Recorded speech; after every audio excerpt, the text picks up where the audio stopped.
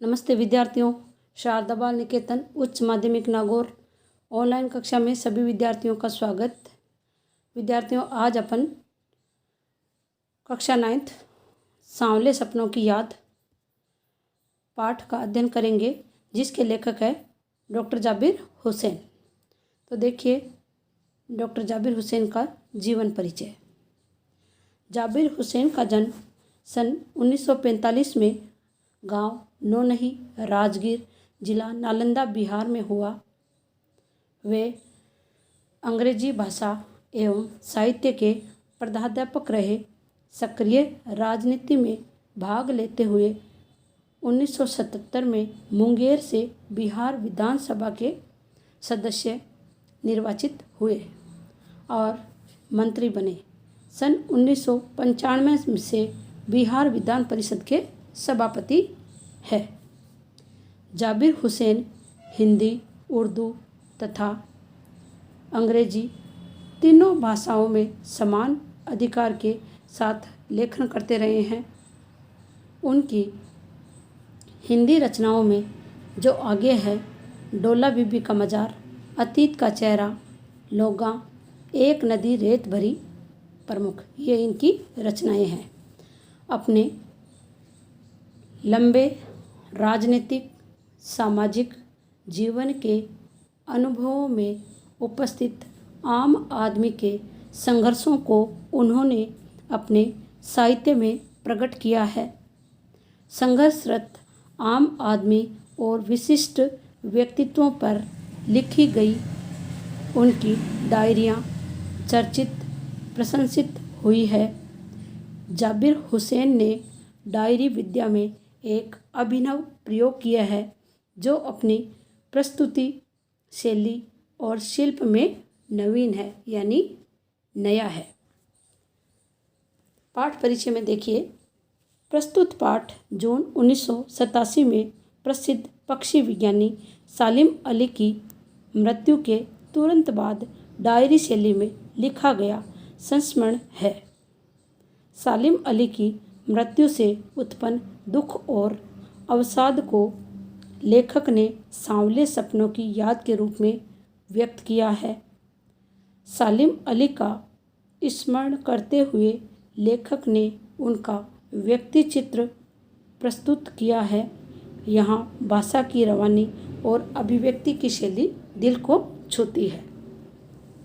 इस पाठ में उन्होंने पक्षी एवं प्रकृति दोनों से प्रेम भाव रखने का आग्रह किया है और डॉक्टर सालिम अली, जो एक वैज्ञानिक थे, उनको प्रकृति और पशु पक्षियों से अगाध प्रेम था और वो उनका जीवन पूरा उनकी देख रेख में ही व्यतीत हुआ और वो पक्षियों को मानव की भांति ही देखते थे और उनका भरण पोषण करते थे और उनका विशेष ध्यान रखते थे। उनका आगे देखिए, सांवले सपनों की याद। सुनहरे परिंदों के खूबसूरत पंखों पर सवार सांवले सपनों का एक हुजूम मौत की खामोश वादी की तरफ अग्रसर है। कोई रोक टोक सके कहाँ संभव है। इस हुजूम में आगे आगे चल रहे हैं सालिम अली, अपने कंधों पर सैलानियों की तरह अपने अंतहीन सफ़र का बोझ उठाए। लेकिन यह सफ़र पिछले तमाम सफ़रों से भिन्न है, यानी अलग है। भीड़ भाड़ की ज़िंदगी और तनाव के माहौल से सालिम अली का यह आखिरी पलायन है। अब तो वो उस वन पक्षी की तरह प्रकृति में विलीन हो रहे हैं, जो जिंदगी का आखिरी गीत गाने के बाद मौत की गोद में जा बसा हो। कोई अपने जिस्म की हरारत और दिल की धड़कन देकर भी उसे लौटाना चाहे तो वह पक्षी अपने सपनों के गीत दोबारा कैसे गा सकेगा। इस पैराग्राफ में उन्होंने अपने जीवन से संबंधित बातें कही है। आगे देखिए, मुझे नहीं लगता कोई इस सोए हुए पक्षी को जगाना चाहेगा। वर्षों पूर्व खुद सालिम अली ने कहा था कि लोग पक्षियों को आदमी की नज़र से देखना चाहते हैं। यह उनकी भूल है। ठीक उसी तरह जैसे जंगलों और पहाड़ों, झरनों और आबशारों को वो प्रकृति की नज़र से नहीं, आदमी की नज़र से देखने को उत्सुक रहते हैं। भला कोई आदमी अपने कानों से पक्षियों की आवाज़ का मधुर संगीत सुनकर अपने भीतर रोमांच का सा सोता फूटता महसूस कर सकता है? एहसास की ऐसी ही एक ऊबड़ खाबड़ जमीन पर जन्मे मिथक का नाम है सालिम अली। इसमें पता नहीं इतिहास में कब कृष्ण ने वृंदावन में रासलीला रची थी और शौक गोपियों को अपनी शरारतों का निशाना बनाया था। कब माखन भरे भांडे फोड़े थे और दूध छाली से अपने मुंह भरे थे। कब वाटिका में छोटे छोटे किंतु घने पेड़ों की छांव में विश्राम किया था। कब दिल की धड़कनों को एकदम से तेज करने वाले अंदाज में बंसी बजाई थी। और पता नहीं कब वृंदावन की पूरी दुनिया संगीतमय हो गई थी। पता नहीं यह सब कब हुआ था, लेकिन कोई आज भी वृंदावन जाए तो नदी का सांवला पानी उसे पूरे घटनाक्रम की याद दिला देगा। हर सुबह सूरज निकलने से पहले जब पतली गलियों से उत्साह भरी भीड़ नदी की ओर बढ़ती है तो लगता है जैसे उस भीड़ को चीर कर अचानक कोई सामने आएगा और बंसी की आवाज़ पर सब किसी के कदम थम जाएंगे।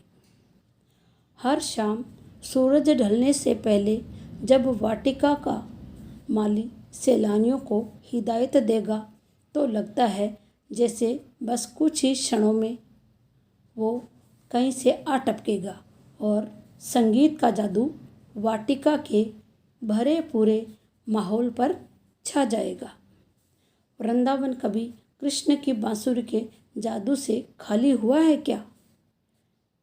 मिथकों की दुनिया में इस सवाल का जवाब तलाश करने से पहले एक नज़र कमज़ोर काया वाले उस व्यक्ति पर डाली जाए जिसे हम सालिम अली के नाम से जानते हैं।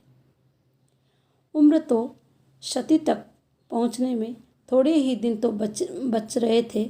संभव है लंबी यात्राओं की थकान ने उनके शरीर को कमज़ोर कर दिया हो और कैंसर जैसी जानलेवा बीमारी उनकी मौत का कारण बनी हो। लेकिन अंतिम समय तक मौत उनकी आंखों से वह रोशनी छीनने में सफल नहीं हुई जो पक्षियों की तलाश और उनकी हिफाजत के प्रति समर्पित थी। सालिम अली की आंखों पर चढ़ी दूरबीन उनकी मौत के बाद ही तो उतरी थी। उन जैसा वर्ड वाचर शायद ही कोई हुआ हो, लेकिन एकांत क्षणों में सालिम अली बिना दूरबीन भी देखे गए हैं। दूर क्षितिज तक फैली ज़मीन और झुके आसमान को छूने वाली उनकी नज़रों में कुछ कुछ वैसा ही जादू था जो प्रकृति को अपने घेरे में बांध लेता है। सालिम अली उन लोगों में से थे जो प्रकृति के प्रभाव में आने की बजाय प्रकृति को अपने प्रभाव में लाने के कायल होते हैं। उनके लिए प्रकृति में हर तरफ एक हंसती खेलती रहस्य भरी दुनिया पसरी थी। यह दुनिया उन्होंने बड़ी मेहनत से अपने लिए गढ़ी थी, यानी बनाई थी। इसके गढ़ने में उनकी जीवन साथी तहमीना ने काफ़ी मदद पहुंचाई थी, जो उनकी पत्नी थी।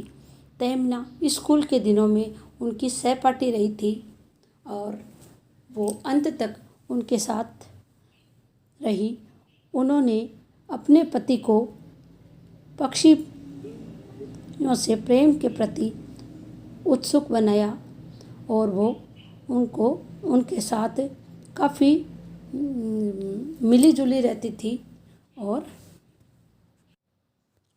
शब्द संपदा में देखिए, गढ़ना, बनाना, हुजुम, जन समूह, भीड़, वादी यानी घाटी, सोंधी, सुगंधित या मिट्टी पर पानी पड़ने से उठने वाली गंध, पलायन, दूसरी जगह चले जाना या भागना, नैसर्गिक, स्वाभाविक या सहज, हरारत, उष्णता या गर्मी, आबशार, निर्झर या झरना, मिथक, जो प्राचीन पुराकथाओं का तत्व जो नवीन स्थितियों में नए अर्थ का वहन करता है, शोक, चंचल, क्षति, 100 वर्ष का समय। अपने लंबे रोमांचकारी जीवन में ढेर सारे अनुभवों के मालिक सालिम अली एक दिन केरल की साइलेंट वैली को रेगिस्तानी हवा के झोंकों से बचाने का अनुरोध लेकर चौधरी चरण सिंह से मिले थे। वे प्रधानमंत्री थे। चौधरी साहब गांव की मिट्टी पर पड़ने वाली पानी की पहली बूंद का असर जानने वाले नेता थे। पर्यावरण के संभावित खतरों का जो चित्र सालिम अली ने उनके सामने रखा, उसने उनकी आंखें नम कर दी थी। आज सालिम अली नहीं है, चौधरी साहब भी नहीं हैं। कौन बचा है जो अब सोंधी माटी पर उगी फसलों के बीच एक नए भारत की नींव रखने का संकल्प लेगा? कौन बचा है जो अब हिमालय और लद्दाख की बर्फीली ज़मीनों पर जीने वाले पक्षियों की वकालत करेगा? सालिम अली ने अपनी आत्मकथा का नाम रखा था फॉल ऑफ ए स्पैरो। मुझे याद आ गया, D.H. लॉरेंस की मौत के बाद लोगों ने उनकी पत्नी फ्रीडा लॉरेंस से अनुरोध किया कि वह अपने पति के बारे में कुछ लिखे। फ्रीडा चाहती तो ढेर सारी बातें लॉरेंस के बारे में लिख सकती थी, लेकिन उसने कहा, मेरे लिए लॉरेंस के बारे में कुछ लिखना असंभव सा है। मुझे महसूस होता है मेरी छत पर बैठने वाली गोरैया लॉरेंस के बारे में ढेर सारी बातें जानती है, मुझसे भी ज़्यादा जानती है। वो सचमुच इतना खुला और सादा दिल आदमी था। मुमकिन है लॉरेंस मेरी रगों में, मेरी हड्डियों में समाया हो, लेकिन मेरे लिए कितना कठिन है उसके बारे में अपने अनुभवों को शब्दों का जामा पहनाना। मुझे यकीन है मेरी छत पर बैठी गोरैया उसके बारे में और हम दोनों ही के बारे में मुझसे ज़्यादा जानकारी रखती है।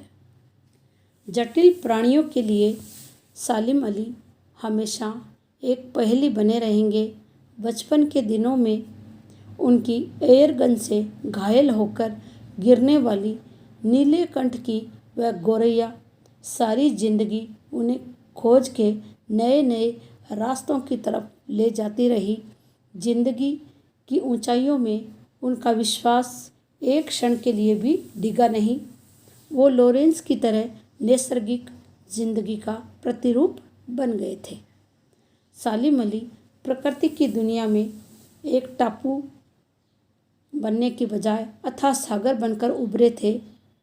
जो लोग उनके भ्रमणशील स्वभाव और उनकी यायावरी से परिचित है, उन्हें महसूस होता है कि जो आज भी पक्षियों के सुराग में ही निकले हैं और बस सभी गले में लंबी दूरबीन लटकाए अपने खोजपूर्ण नतीजों के साथ लौट आवेंगे।